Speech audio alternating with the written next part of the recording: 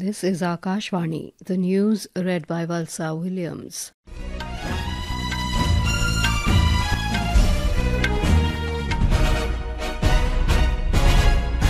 Prime Minister Narendra Modi today said that recent events have proven that the so-called proxy war against India is in fact a well-planned war strategy. Addressing a public gathering at Mahatma Mandir in Gandhinagar, Gujarat, he said that following the events of May the 6th, India no longer needs to provide proof of terrorist activity. The evidence is now being provided by those across the border themselves. Mr. Modi said India does not seek enmity with anyone and wishes to live in peace. He added that the country aspires to progress in a way that contributes to the welfare of the world, and the government is working with dedication for the upliftment of millions of Indians. मैं 2 दिन से गुजरात में हूँ। मैं जहाँ गया ऐसा लग रहा है देशभक्ति का ज्वार गर्जना करता सिंदूरिया सागर और लहराता तिरंगा जन मन के हृदय में मातृभूमि के प्रति अपार प्रेम एक ऐसा नजारा था, एक ऐसा दृश्य था। और ये सिर्फ गुजरात में नहीं, हिंदुस्तान के कोने-कोने में है।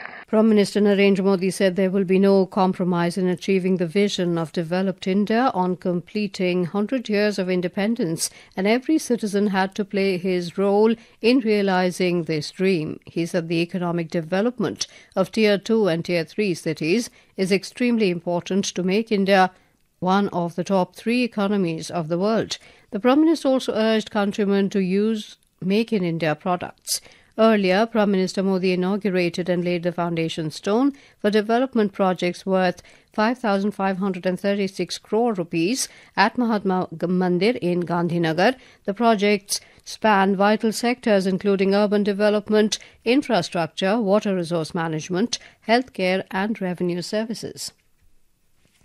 India continued to expose Pakistan's support to terrorism globally, with multi-party delegations visiting various countries and spreading New Delhi's message of zero tolerance against terrorism. The all-party delegation, led by Congress MP Shashi Tharoor, visited South American country Guyana. Briefing media, Dr. Tharoor said Guyana has extended support for India's right to defend itself from terrorist attacks and to respond effectively.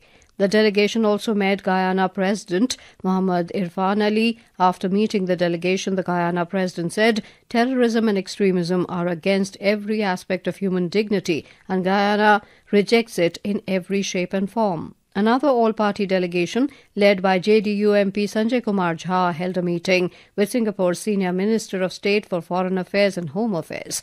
The delegation conveyed India's position on recent developments following the terror attack in Pahalgam, including Operation Sindoor, and the emerging new normal in India's counter-terrorism policy. A multi-party Indian parliamentary delegation led by Supriya Sule, Member of Parliament, concluded its official visit to Qatar. During their 2-day visit, the delegation held high-level discussions with senior Qatari officials. In their meetings, the Indian delegation conveyed New Delhi's zero-tolerance policy towards cross-border terrorism and provided a briefing on recent developments following the Pahalgam attack.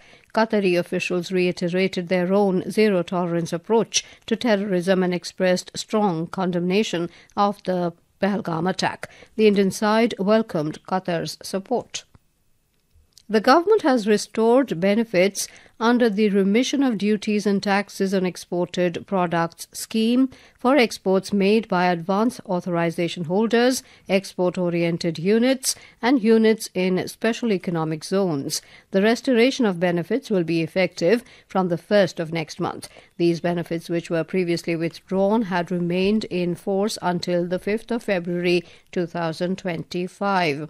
In athletics, Servin Sabathian opened India's medal tally at the Asian Athletics Championships in Gumi, South Korea. Servin clinched the bronze medal in the men's 20-kilometer race walk, clocking 1 hour, 21 minutes and 13.6 seconds today. And with that, we end this news bulletin.